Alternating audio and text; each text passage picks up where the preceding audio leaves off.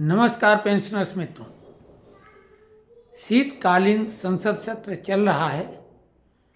हम आपको भी बहुत कुछ उम्मीदें हो सकती हैं संसद सत्र से। पे कमीशन के बारे में कई लोगों ने खबरें चलाई कि इस सत्र में संभवतः पे कमीशन के बारे में निर्णय लिया जाएगा, चर्चा होगी। हालांकि वो बाधित हो रहा है, नहीं चलने दिया जा रहा है विपक्षियों के द्वारा। पता नहीं कैसे जनप्रतिनिधि हैं वो, वहाँ या तो कुछ पूछने जाते हैं या कुछ बताने जाते हैं, यानी बोलने, लेकिन दोनों काम बाधित हैं। खैर, रेलवे के जो बड़े नेता हैं श्री शिव गोपाल मिश्रा जी, उनसे बड़ी उम्मीदें हैं क्योंकि उन्होंने पिछली बार कम से कम मीटिंग बहिष्कार करने की बात नहीं की। और चूंकि इस समय रेलवे यूनियनों में चुनाव है, 5 मुख्य जो संगठन हैं श्रमिकों के, उनके 4, 5 और 6 दिसंबर को चुनाव होने हैं। मिश्रा जी बहुत व्यस्त हैं और प्रथम सप्ताह में ही संभावित है बैठक। अब ये इलेक्शन और मीटिंग संभवतः एक साथ तो नहीं होगी, लेकिन दिसंबर में नेशनल काउंसिल जेसीएम की बैठक होगी जिसमें सबसे महत्वपूर्ण रोल मिश्रा जी का ही होना है और उनसे अपेक्षाएं हैं। उन्होंने अभी कहा भी है चुनाव प्रचार के दौरान कि वो पे कमीशन एनपीएस ओपीएस वाला जो मामला चल रहा है इसका निपटारा करा देंगे। हालांकि यूपीएस को उन्होंने एक्सेप्ट किया था, लेकिन अभी चुनाव के समय वो उस मामले को बोल रहे हैं कि नहीं, ओपीएस के लिए हम दबाव डालेंगे। लेकिन उन्होंने पे कमीशन के बारे में जो कहा कि पे कमीशन गठन करने के लिए हम पूरी तरीके से सरकार पर दबाव बनाएंगे, गठन करवाएंगे। लेकिन ऐसा भी नहीं है कि पे कमीशन के बिना पे रिवाइज नहीं हो सकती है। पब्लिक सेक्टर में इसी तरीके से होता है कि पे रिवाइज कर ली जाती है, उसमें 10 साल का भी कई बार इंतज़ार नहीं करना पड़ता है। तो कुल मिला के संकेत साफ है। जो सबसे बड़ा फेडरेशन है जिसकी अहम भूमिका है नेशनल काउंसिल जेसीएम में, यानी मिश्रा जी, वो भी ये मान रहे हैं कि अंततः फिटमेंट फैक्टर के द्वारा ही पे कमीशन का जो फायदा है वो मिलेगा। पे कमीशन गठित नहीं किया जाएगा। 1 जनवरी 2026 से पे रिवाइज होगी। अब चर्चाएं लोग चला रहे हैं पे कमीशन की, यूट्यूबर, और साथ में फिटमेंट फैक्टर भी। तो पहले तो 2.86% फिटमेंट फैक्टर बता रहे थे, अब अचानक सीधा 1% कम करके 1.86 यानी 1.86 फिटमेंट फैक्टर को बताया जा रहा है। लेकिन अभी जब कोई ऐसी महत्वपूर्ण बैठक नहीं हुई, इसकी कोई कवायद नहीं हुई, तो ये अटकलबाजी लगा के सिर्फ हम आपको खुश किया जा रहा है या भ्रमित किया जा रहा है। तो अभी कुछ बताने के लायक नहीं। लोगों ने तो फिक्सर भी जारी कर दिए कि किसका कितना सैलरी होगा, इसका इतना। खैर, वो बात की बात है। 53% जो डीआर हो चुका है जुलाई से, उसकी मर्जिंग की भी खबरें चलाई जा रही। स्वाभाविक है। अभी जो भी ये खबरें महत्वपूर्ण, चाहे वो फिक्स मेडिकल अलाउंस हो, कम्यूटेशन का हो, 18 महीने डी एरियर के भुगतान का, ये सारी खबरें चलाई अवश्य जा रही हैं, लेकिन कोई इनका महत्व है ही नहीं, क्योंकि कहाँ डिस्कशन किया गया। सबसे अहम रोल होना चाहिए प्रतिपक्ष के नेताओं का। सरकार हिला हवाली, टाल मटोल तो कर ही रही, उदासीनता दर्शा रही, और ये आरोप सीधे लगाने से भी क्या फर्क पड़ रहा है कि ये सरकार मजदूर विरोधी है। अब अगर है भी तो विपक्ष फिर क्या कर रहा है, दबाव बना रहा। क्या विपक्ष ने कभी सदन में ये बात उठाई?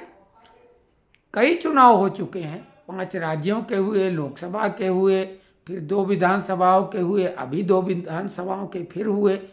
कहीं पे भी आपने हम कर्मचारियों पेंशनरों की बात नेताओं के द्वारा सुनी? ना इधर के ना उधर के। हाँ, कांग्रेस ने लोकसभा के पहले जो 5 विधानसभा के चुनाव हुए थे उसमें जरूर ओपीएस का मामला उठाया था। अब हालत खस्ता है, जहाँ जहाँ वो जीत गए हैं। तेलंगाना और हिमाचल में घोषणा करना आसान है, लेकिन उसको पूरा करना कठिन होता है।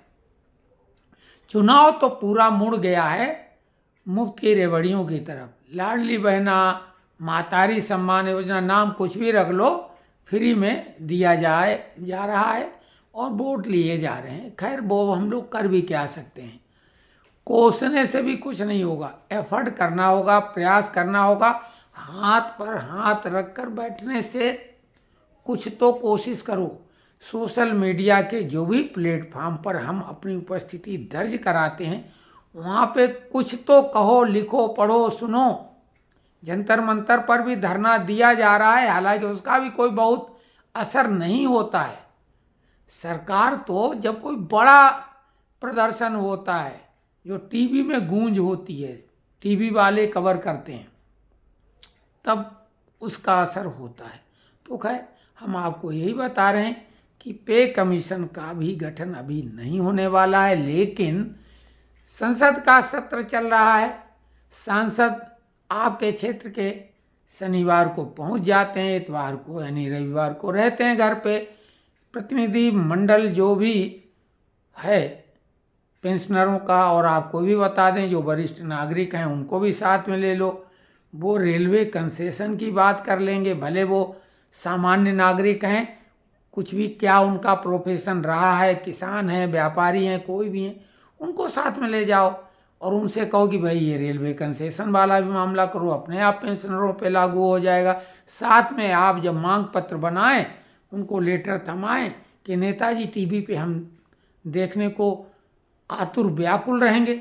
अगर हमारी मांग उठाएं तो स्वाभाविक है, हम तो आपके प्रशंसक बन जाएंगे, वोटर तो हो ही जाएंगे। फिर तो कहना हमारी बात आप उठाओ। तो कुल मिला के जो ये प्रतिनिधि हैं, इनको, श्रमिक नेताओं को, रेलवे वालों को इस समय मौका है। हमने इसीलिए चर्चा की कि 5, 6 और 7 दिसंबर को जो रेलवे के फेडरेशन के चुनाव होने वाले हैं, 5 फेडरेशन उसमें हिस्सा लेंगे मान्यता प्राप्त। तो उन नेताओं को तो अपनी बात पहुंचाओ कि भैया हमारी बात को ऊपर तो उठाओ। हालांकि पेंशनरों के हाथ में तो बहुत सीमित विकल्प हैं, तो अब कुछ नहीं किया जा सकता। हम आप यही कोशिश कर रहे हैं। हम लोगों का जो ग्रुप है, व्हाट्सएप ग्रुप, उसमें काफ़ी लोग जुड़ रहे हैं, लेकिन कोशिश करें कि प्रातः वंदन, गुड मॉर्निंग, और सायं वंदन, रात्रि का नमस्कार और रात्रि का शुभ रात्रि, ये सब के बजाय पेंशनरों की काम की बातें उसमें शेयर की जाएं तो ज़्यादा अच्छा है, क्योंकि लोगों को तकलीफ होती। कई लोग कमेंट्स करते हैं, हम किसी को रोकना नहीं चाहते हैं। कोई अच्छी बात कभी यदा कदा बात अलग है, लेकिन वो उससे इतना ग्रुप में मटेरियल एक्स्ट्रा हो जाता है कि काम की बातों को ढूंढना पड़ता है, जैसे रेत के ढेर में सुई।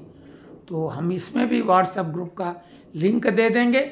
हम ये देख रहे हैं कि कुछ यूट्यूबर जो कर्मचारियों से संबंधित जानकारियां देते हैं, और वो खबरें स्वाभाविक उत्साहवर्धक, हम अब उनको झूठी ना कहें भाई, क्या कहें, लोग कहेंगे आलोचना करते। उत्साहवर्धक जो खबरें देते रहते हैं, वो अपने व्हाट्सएप ग्रुप में ज्वाइन करने का चार्ज उन्होंने रख रखा, फीस रख रखी, मतलब क्या कहें, मतलब हर तरफ से कमाई, यूट्यूब से भी कमाई और ग्रुप ज्वाइन करा।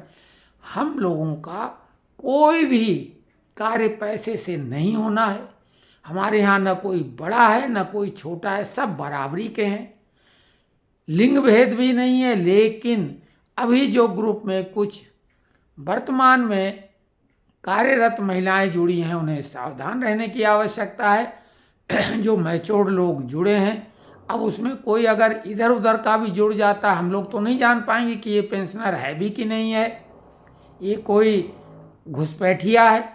तो बिल्कुल सावधान रहें। जो भी ग्रुप में लिखा पढ़ी हो रही है, आपस में विचारों का आदान प्रदान, वो सभी को दिखाई दे रहा है। कुछ गलत होगा तो दूसरा टोका टाकी करेगा, लेकिन आप किसी से फ़ोन पे, विशेषकर महिलाओं से निवेदन है, बिल्कुल बात न करें और भरोसा न करें, और किसी किस्म का 1 रुपए का भी आदान प्रदान करने की न सोचें न लेने की न देने की। नहीं तो भाई अब हम क्या कहें, आप जिम्मेदार स्वतः हो गए। बाद में ये नहीं कहना बताया नहीं था। हम कोई भी न तो किसी से कहीं लेन देन की बात कहते हैं कि करो। हमारे बस का जो भी होगा हम पूरी कोशिश से, और जो ये मित्र हमारे हैं या वैसे जो ग्रुप में नहीं भी हमारे कई मित्र हैं जो हमारे यूनियन के, फेडरेशन के, एसोसिएशन के मित्र हैं अभी भी, वो अभी भी ये काम करते हैं। आप किस शहर के हैं, क्या है, हमने कईयों की मदद की है, उस तरीके से कोशिश करेंगे कि आपकी भी मदद हो अगर कोई समस्या है। लेकिन लेन देन केवल शब्दों का जरूर धन्यवाद कर सकते हैं, नमस्कार अभिवादन वो ठीक है, पैसे का बिल्कुल नहीं। तो ये जानकारी आज की है, इस पे कमेंट्स करें और उसी आधार पे अगला वीडियो बनाएंगे। नमस्कार।